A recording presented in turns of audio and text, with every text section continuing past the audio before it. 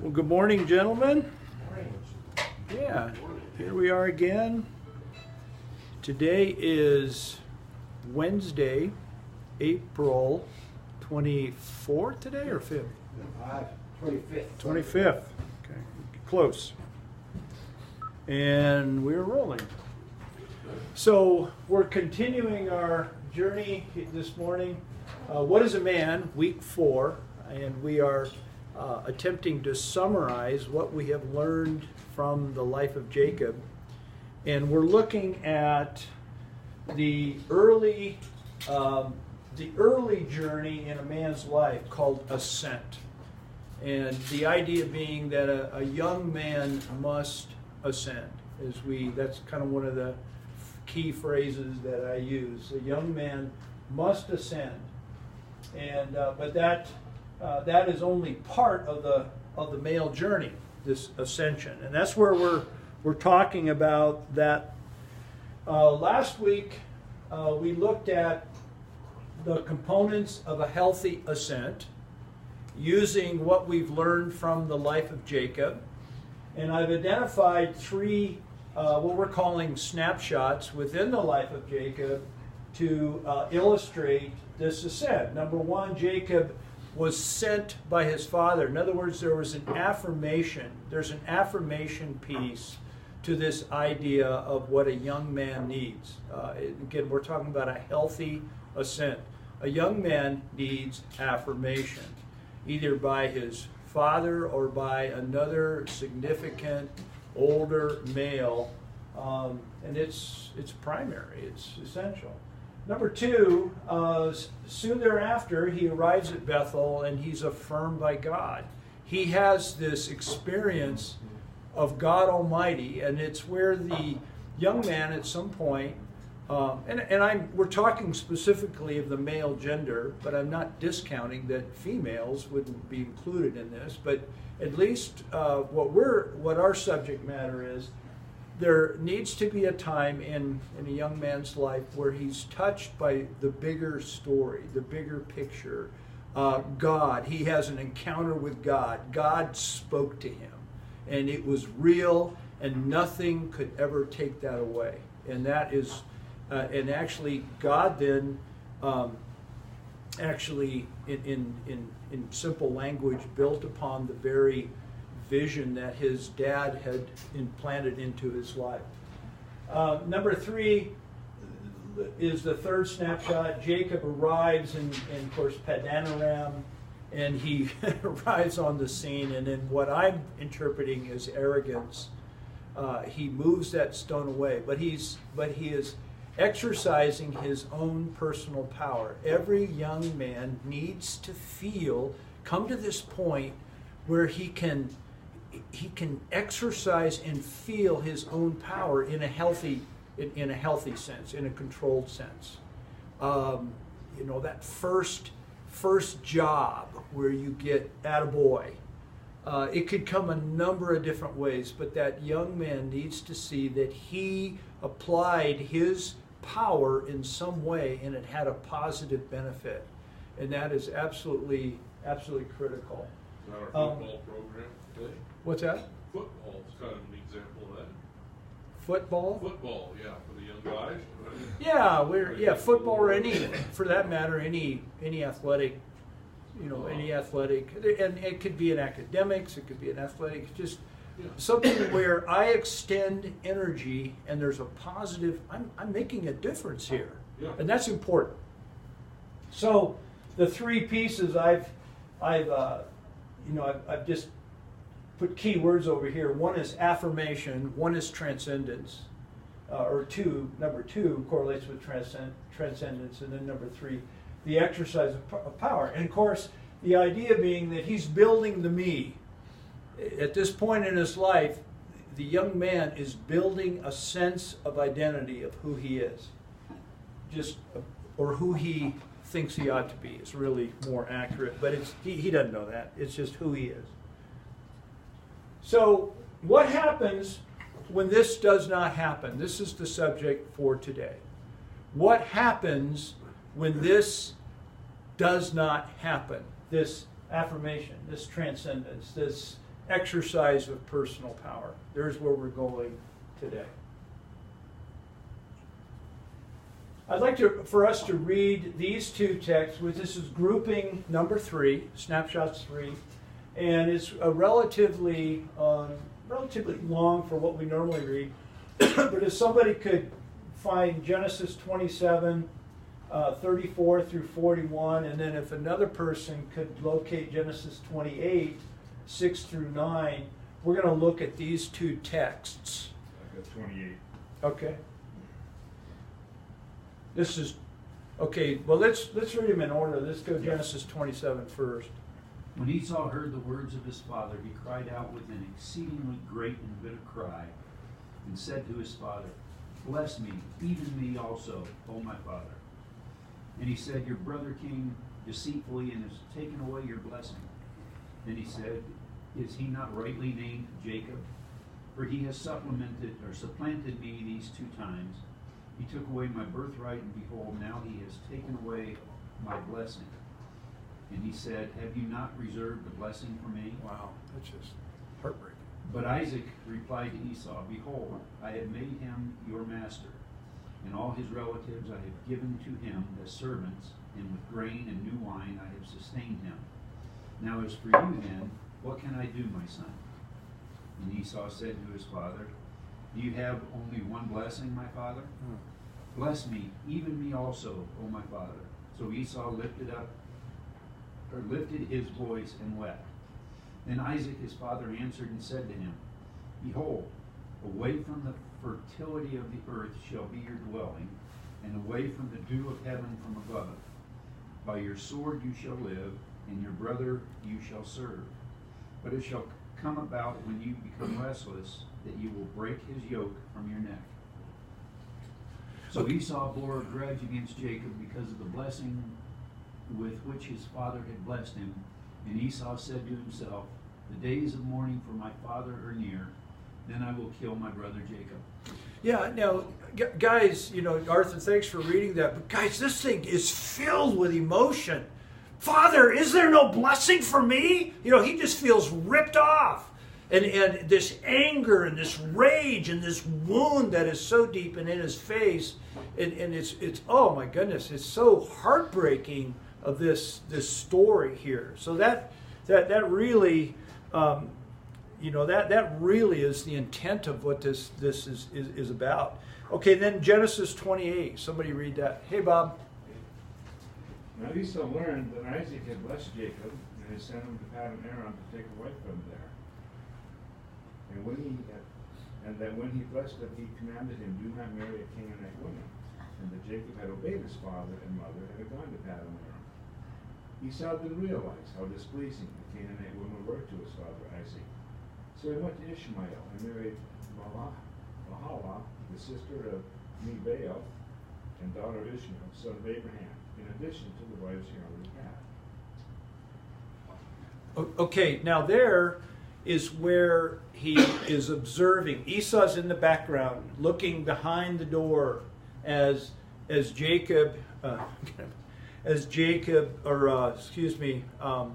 is blessing Jacob to send him out, and he's watching, observing, and he then acts in a way that he is knowingly displeasing to his father. So we're going to look at those two texts, and the idea that here it is, Esau is deeply wounded. In the text that Arthur read for us, there is a deep, deep wound, a realization that he's been ripped off by his brother. And his father is following protocol. I mean, we spent, years ago, we spent so much time on this blessing idea that once it's given, it can't be retracted. And we talked quite a bit about that. But then here, Esau is wounded, and then in Genesis 28, Esau deeply wounds. He is acting to despite his father and to be in his face and to react in a way that he is knowingly going to displease his father. Yes? So you're saying this activity, this going to Ishmael's family to find a wife, was an intentionally to hurt his father? That's what I am saying, yeah. I took it that he had married some Canaanite women and he came to his senses that they didn't like his Canaanite women, and he decided to take a woman from among his family. Well, Yeah, I you're don't- right. It just, yeah. it's a flip on what I. well, you know how you get blinders on, you tend to go down a road. I could be incorrect on this, but my assumption is that he saw the way I read the text, and I could be wrong. Right, it just went this way and he went that way. So, Yeah, you know. I saw, the way I read it is that he saw how this displeased his father, and he went out and actually to displease his father. Now, I don't know. What do you guys? So I think in the King James Version, beginning of verse 9, it says there, then when he saw. So I think that implies it was after. So verse 8 talks about how he saw that it displeased his parents. He saw, seeing that the daughters of Canaan pleased not Isaac his father. And it says, then when Esau unto Ishmael, which would probably be sequentially after.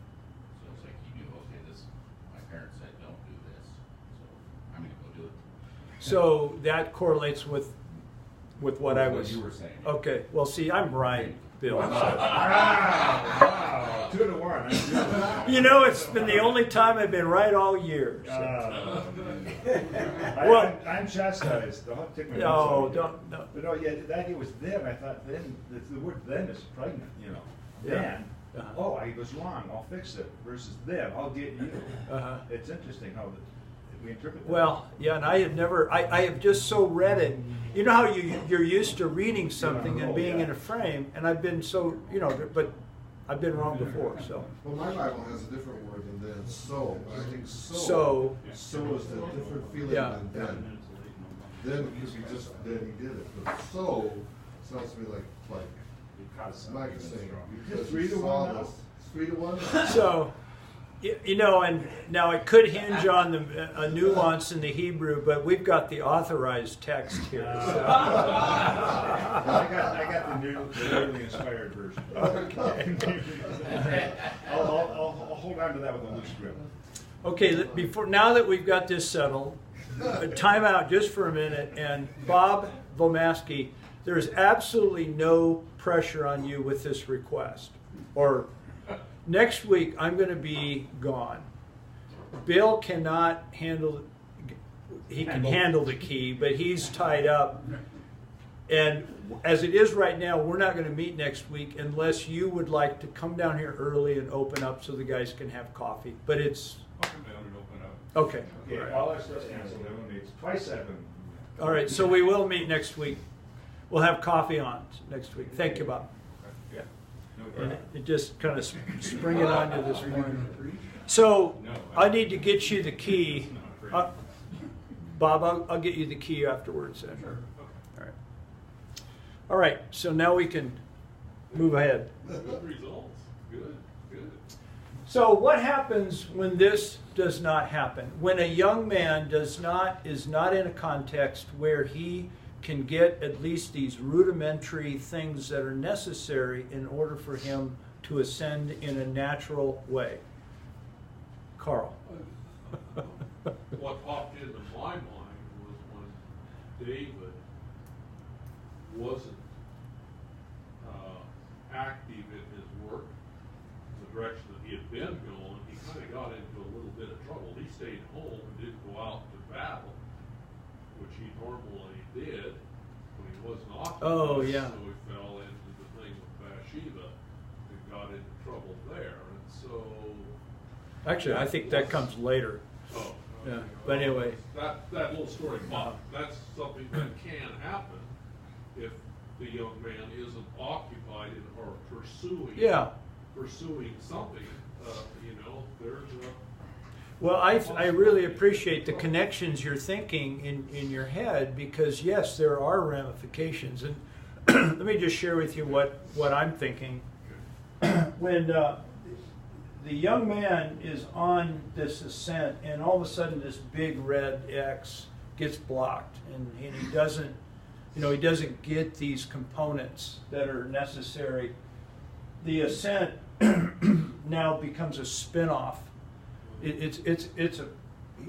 gets off the path, and it produces what I've come to call the angry young man. There's an anger, there's a built-up resentment that starts to happen in this young man's life, where he is not receiving any kind of positive input, and there's a pent-up frustration that starts to happen, and it brews over time. It only gets worse. And look at, guys, in 1 week, we've had 2 young males within our country kill collectively 14 people. One in a Waffle House in Nashville, Tennessee, at 3:30 in the morning, walked in with an automatic rifle and killed people. And the second was in Toronto on Sunday, where now a rental van becomes a weapon of destruction. Again, 2 young white males.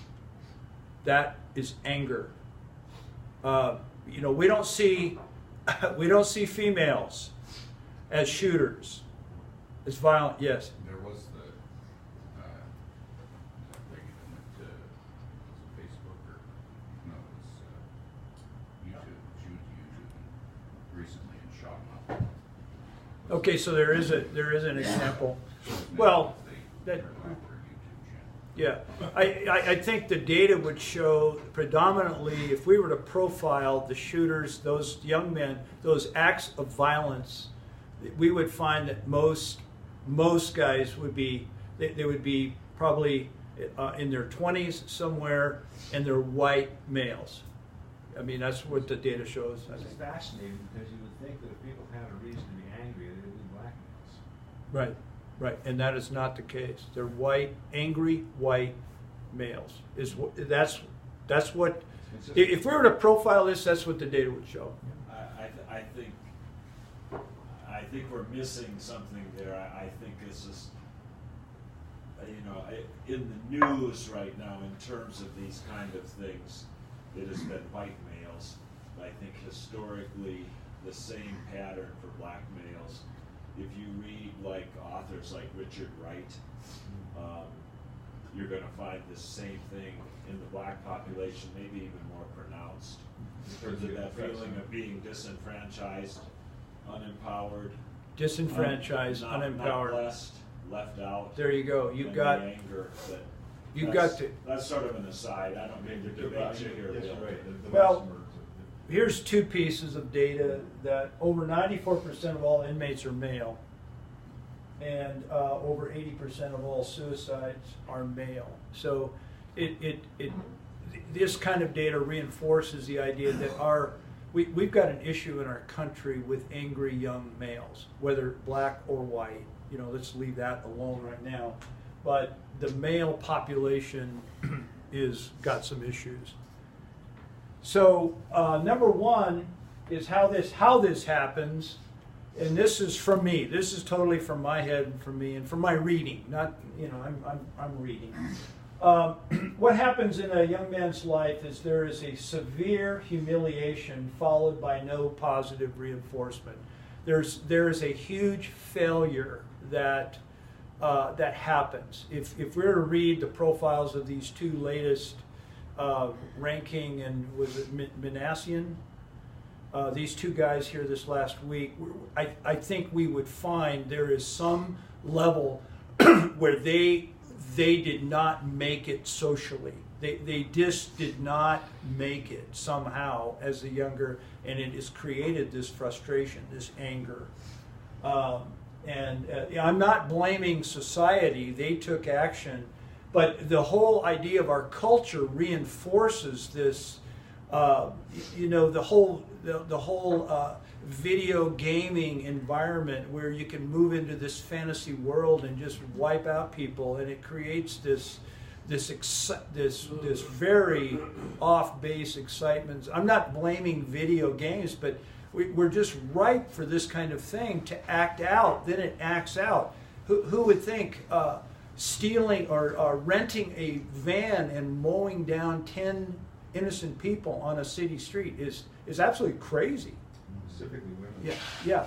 But it's my point is it's based out of an anger response. It's a response to something, and that something is a humiliation that occurs, and there's no bolstering in there to reverse that, reverse that action. Number two is then failure to experience his own personal power. He feels powerless. And so whatever that target is, he can't make it. He can't, for some reason, he perceives himself as he doesn't have what it takes. And so he has to act out in some sort of very destructive way in order for that to happen. So the result of this is it creates a no me. There is a no me situation. He doesn't know or have any idea of who he is because the young man depends upon the affirmation feeding in, the being touched by something bigger that he can fall into, and by the feeling of his personal power in a positive and healthy sense. And so he doesn't have that data, so he has no idea of who he is, and that is very, very disturbing. So this is a formula for disaster. And here is how I see it. The know-me situation produces anger-infused action to feel powerful. Anger-infused action in order to feel some sense of power. And it often involves a woman. Interesting that when a male does not feel that he has what it takes, he will often turn to the woman. And we see it in the example here in the text with Esau. He turned to the woman. And he turns to the woman to get the affirmation that he should be receiving from, in a healthy sense, God Almighty is, and in a male community, he has to turn to the male or female because then he unable, so then he gets her pregnant. And he's unable to emotionally and financially to take care of his obligations, often includes a child. And so the young man, he turns to even more destructive behavior. He may turn to drugs, drug dealing in order to get, he doesn't have the skills to be the man. He doesn't have skills. He doesn't have a means to make an income. He doesn't have the emotional stability to take care of what he's brought into the world. And so he runs. He abandons his responsibilities. He leaves the woman to raise the child of the woman. Now, guys, how accurate is this? I mean, this is what we see. I mean, you guys are kind of staring at me here, but it's in the newspaper every day. It's the young men are abandoning their responsibilities and leaving the woman to raise the child. Is that not the case? Yes. And we have supplied the young men with something to really help them out. They can go down and get all the pot they want and sit around in La Land and escaping the responsibilities that they have. And, we were fed the lie that we'll get a lot of money for our school systems from the pot thing. I know that's really another thing, but our society, look at our society. Well, let's dial in. Yes, okay. But let's look at us, guys. Let's look at our time here.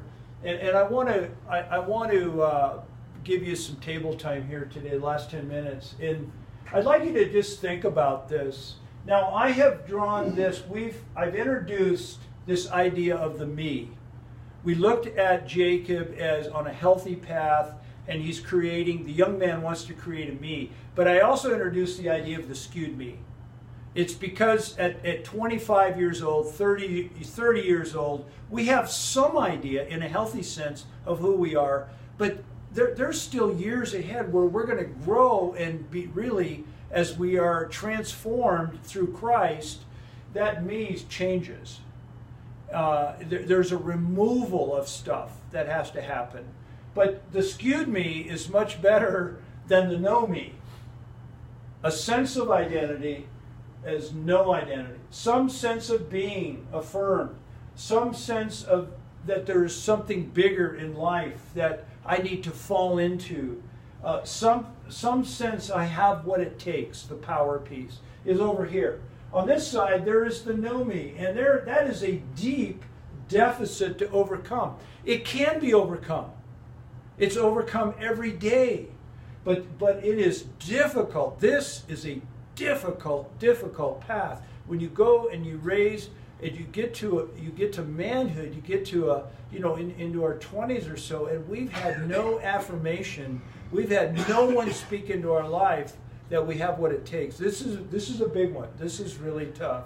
And the end result of that is the disaster that we've seen even this week on 2 separate occasions.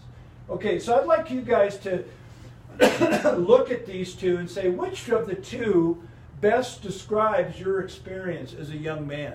Over here, were you on a healthy path and had this kind of input that brought you to a point where you had some idea of who you were? Or was your experience here, which could very well be the case, very little input, but somehow you were able to overcome that deficit? And I think the guys at your table would like to hear your story.